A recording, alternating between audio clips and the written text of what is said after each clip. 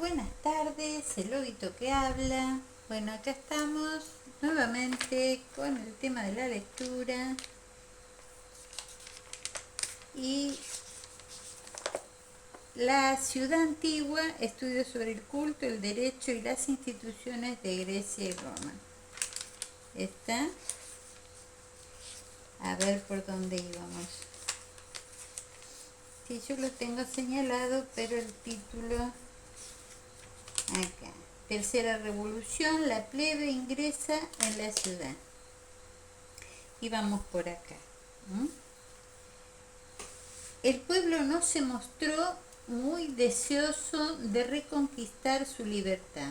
2 veces la coalición de los grandes y de los ricos derribó a Pisístrato, y otras 2 reconquistó el poder, y su hijo mayor reinó en Atenas después de él. Se necesitó la intervención de un ejército espartano en el Ática para que cesase la dominación de esta familia.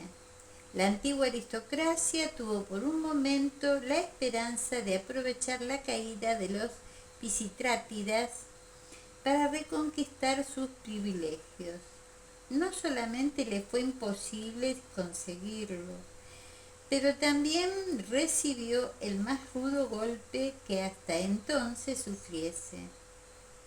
Clístenes, originario de esta clase, pero de una familia que ella había cubierto de oprobio y de la que había renegado hacía 3 generaciones, encontró el más seguro medio de quitarle por siempre lo que aún le quedaba de fuerza. Sí, se plasma todo, lo reitero. En las crisis se plasma todo. Y lo peor que se plasman cosas muy feas, ¿no? Al cambiar, Solón, la constitución política dejó subsistir. Da dolor, sí, no quiero dar pálidas hoy, ¿no? Pero da dolor. El otro día le dije a mi hijo, ¿me haces? Porque veo que él hace unos trabajos con la PC hermosos. Le digo, ¿me haces? Esta foto la tengo muy viejita. ¿No me haces una? Porque yo vi que él las renueva las fotos. Me hizo una muy hermosa, la verdad que muy linda, de la casa de repuesto de Carone. Y yo leyendo esto me acuerdo con pena, ¿no? Porque no es lo material, sino todo lo que uno pone de sí mismo para tener algo, ¿no? Para construir algo, para lograr algo. No es que uno que sea por los logros, pero sí, por un lado también es eso, porque para lograr algo, yo los otros días le decía a una persona que se reía de mí porque decía, ¿con qué poco te conformás? Porque me veía que estaba contenta por algo que había hecho. Y le dije, le decía yo, las metas son así. Yo disfruto mientras estoy en el camino de una meta. Está porque uno se forja una meta, pero después para llegar a ella pasan muchas dificultades. Porque la vida te sorprende con cosas lindas, pero también con cosas feas, ¿no? Y digo, en aquel tiempo, lo que estábamos hablando de acá, había todo ese tipo de, de odio contra unos contra otros, y también habían cosas buenas, como todo, ¿no? Pero antes, esto que estábamos hablando de que, a ver cómo decía acá, que habían destruido o trataban de, o sea, se peleaban para tratar de destituir a alguien, de sacarlo del reinado, de sacarlo de acá. Y una simple casa, porque yo, honestamente, a mí me da dolor porque dentro de nuestras limitaciones, pero tengo que hablar, él ya no está, de nuestras limitaciones éramos felices con lo que habíamos logrado, con lo que teníamos y con los proyectos que teníamos, como cualquier familia, porque no éramos alguien especial, éramos una familia del montón, ¿está? Pero como digo yo, no se valora la familia. el poder no valora nada, no valora a la familia, y si hacen negociados lo hacen al por mayor. Y agarrate Catalina, ¿no? Porque los resultados son tremendos cuando no le cierran las matemáticas, ¿no? Y bueno, no me cierran las matemáticas, hay mucha gente, hay que hacer una guerrita, así de paso cañazo nos liberamos de un montón de números, porque los números son cosas y nosotros no somos cosas, somos personas, ¿no?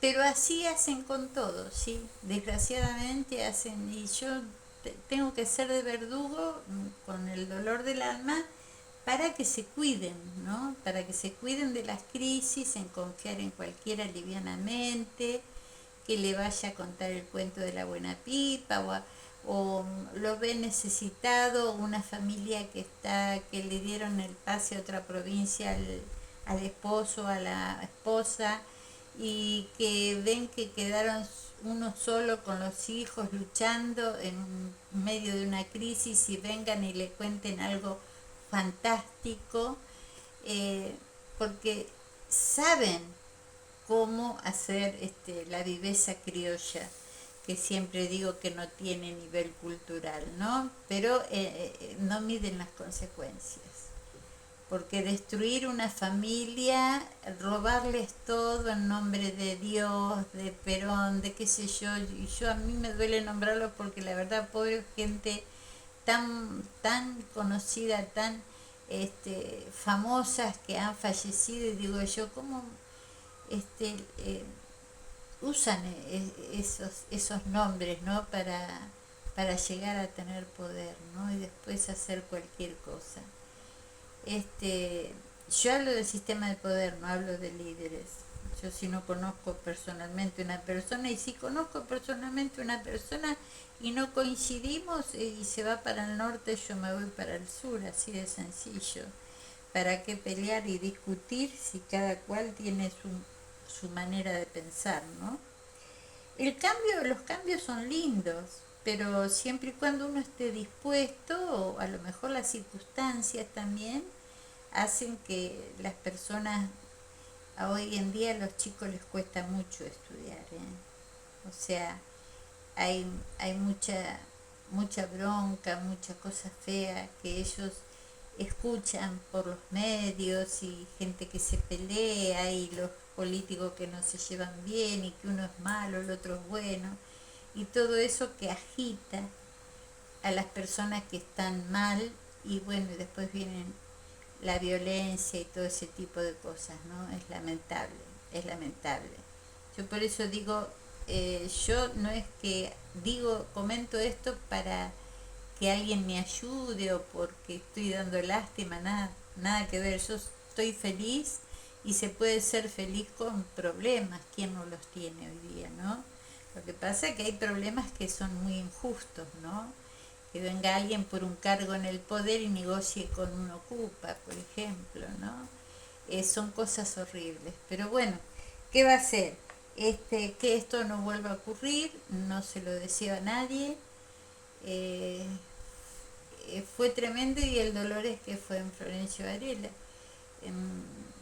donde yo prácticamente trabajé toda mi vida acá, y todo el mundo sabe lo luchadora que fui y lo que fuimos, los dos, Juan y yo, que había en un determinado momento me pintaron como que yo me había casado con Al Capone, y Juan nada que ver. Aparte, el papá vivía acá, o sea, era una familia que vivía, y está en la casa frente al portón municipal, lo conocían todos, era un taxidermista, y Juan era ayudante al taxidermista, o sea, nada que ver, ¿no? Lo que hace la mente, ¿no? De las personas, por eso cómo dañan, ¿no? Con toda esa difamación y esas cosas que hacen por querer poder. Eso es lamentable que siga eso sucediendo de ese modo las cosas, ¿no? Bueno, vamos a continuar. Solón, la constitución política dejó subsistir la antigua organización religiosa de la sociedad ateniense.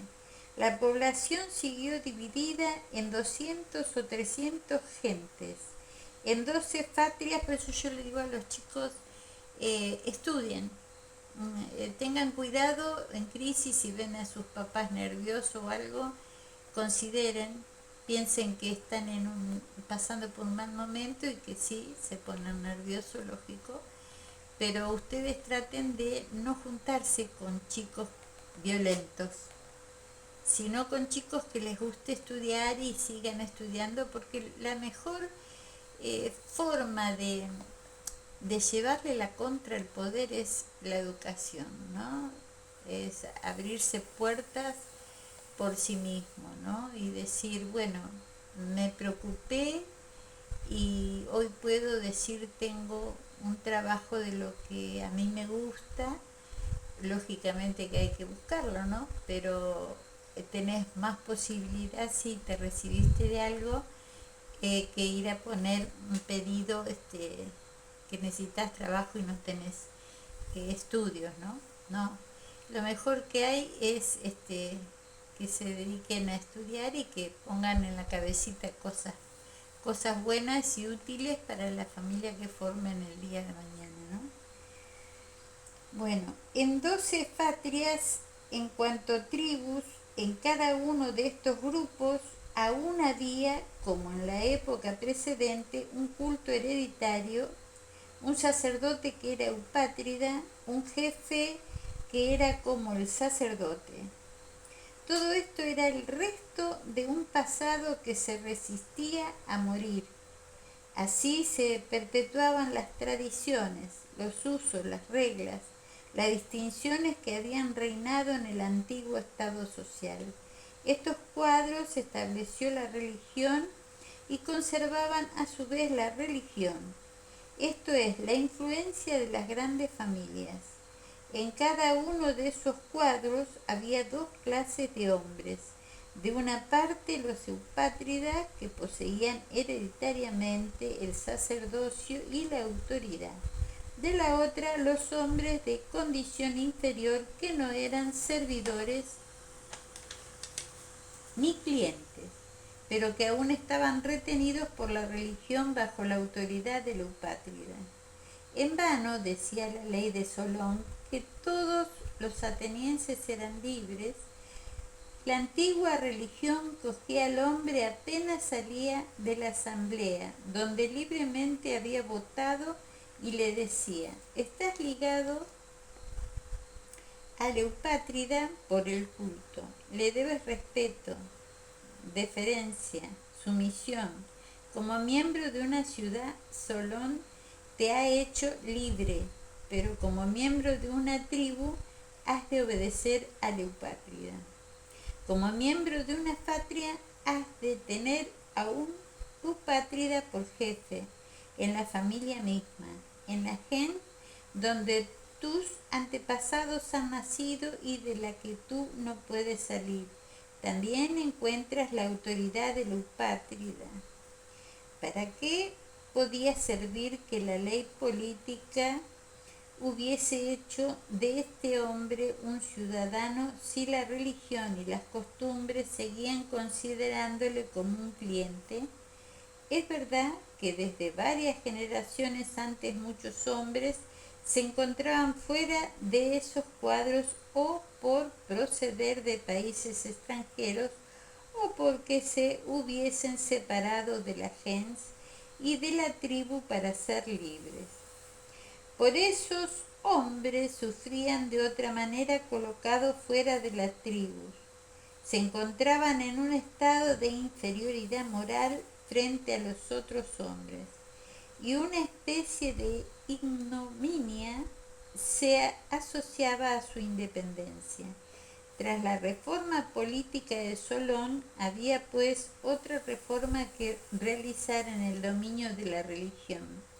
Clístenes la consumó reemplazando las 4 antiguas tribus por 10 tribus nuevas que se dividían en cierto número de demos. Estas tribus y estos demos se parecían aparentemente a las antiguas tribus y gentes. En cada una de estas circunstancias había un culto, un sacerdote, un juez, reuniones que para las ceremonias religiosas, asambleas para deliberar sobre intereses comunes, pero los nuevos grupos diferían de los antiguos en dos puntos esenciales. Primero, todos los hombres libres de Atenas, aun los que no habían formado parte de las antiguas tribus y gentes, se distribuyeron en los cuadros formados por Clístenes, gran reforma que dio un culto a los que de él carecían y que hacía entrar en una asociación religiosa a los que antes estuvieron excluidos de toda asociación.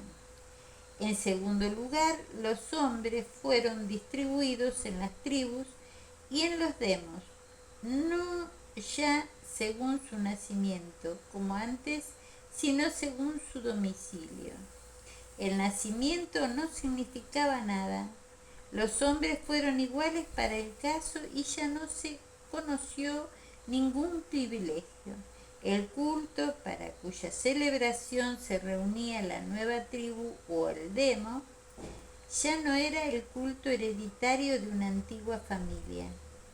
La gente ya no se congregaba alrededor del hogar de una eupátrida. Ya no era a un antiguo eupátrida al que la tribu o el demo veneraban con antepasado divino. Las tribus tuvieron nuevos héroes, topónimo, escogidos entre los personajes antiguos de los que el pueblo había conservado buen recuerdo, y cuanto a los demás, adoptaron uniformemente por dioses protectores a Zeus, custodio del recinto, y a Apolo, paternal. Desde entonces ya no hubo razón para que el sacerdocio fuese hereditario en el demo como lo había sido en la gens.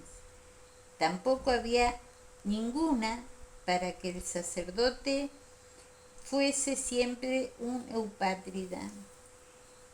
En los nuevos grupos, la dignidad de sacerdote y de jefe fue anual y cada miembro pudo ejercerla a su vez. Esta reforma es la que acabó de derribar a la aristocracia de los eupátridas. A contar de este momento ya no hubo casta religiosa ni privilegios de nacimiento. En religión como en política tampoco, ¿no? La sociedad ateniense estaba completamente transformada. ¿Está? Pues bien, la supresión de las antiguas tribus, reemplazada por tribus nuevas, en las que todos los hombres encontraban acceso y eran iguales, no es un hecho particular a la historia de Atenas. El mismo cambio se realizó en Cirene, en Sición, en Elis, en Esparta y probablemente en otras muchas ciudades griegas, de todos los medios propios para debilitar a la antigua aristocracia. Aristóteles no encontraba otro más eficaz que este.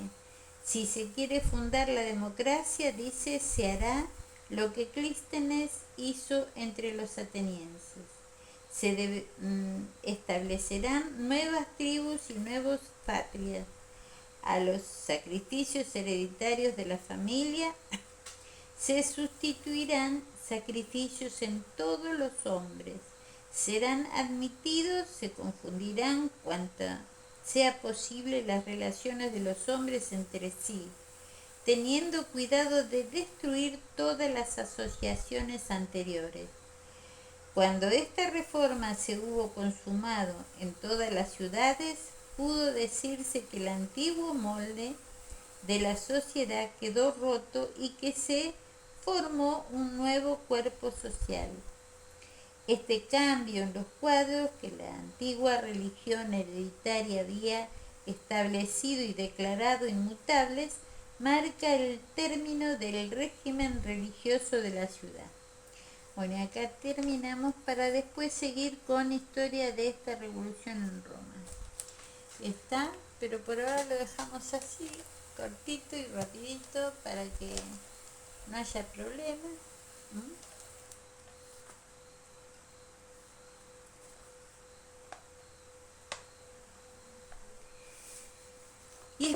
Queremos un futuro mejor con optimismo y fe, sin violencia.